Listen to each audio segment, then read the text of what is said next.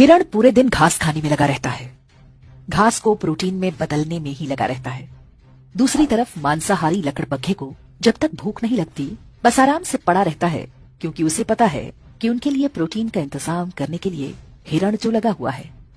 जब तक हिरण है जंगल में खूंखार जानवर चैन से सोते हैं, पर हिरण जब कम होने लगते हैं तो ये भूखे खूंखार पशु नए जंगलों की तलाश करते हैं।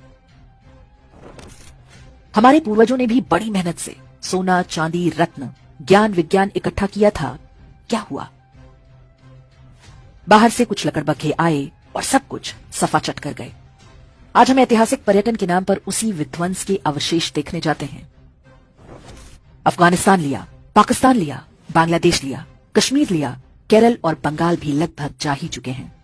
भारत के लगभग सभी क्षेत्रों में लकड़बग्घा बहुल क्षेत्र बसते गए। उनकी नस्ल के शिकारी परजीवी गुणों का विकास भी जारी रहा।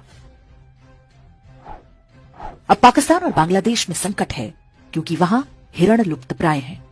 अब उन्हें नए जंगलों की तलाश है। उन्हें पता है कि पड़ोस में ही एक हरा भरा जंगल है। वहां पर पहले से ही भारी संख्या में लकड़बग्घे रहते हैं, लेकिन अभी छिटपुट शिकार से ही पेट भरने को मजबूर है। जंगल के कानून में संख्या बल सबसे आवश्यक है। इसे ही वो गजवाए हिंद कहते हैं और उनकी किताबों में इसका जिक्र हो चुका है।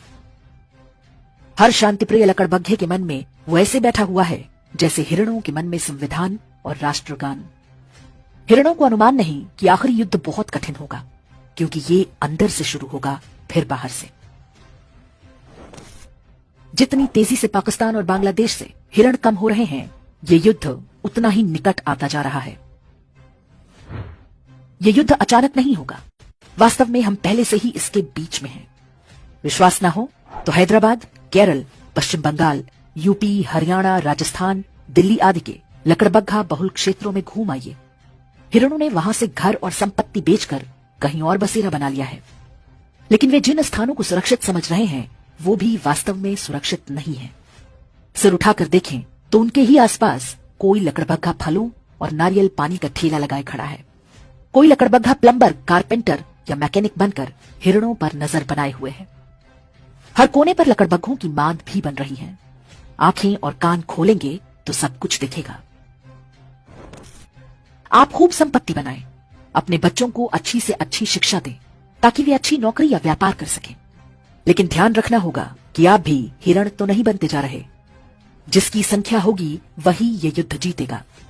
महंगाई करो ना रोकर, यदि आप 1 या 2 बच्चे तक सिमट गए तो निश्चित मानिए कि जिस घास को आप प्रोटीन बना रहे हैं वो किसी न किसी लकड़बग्घे के काम आएगा।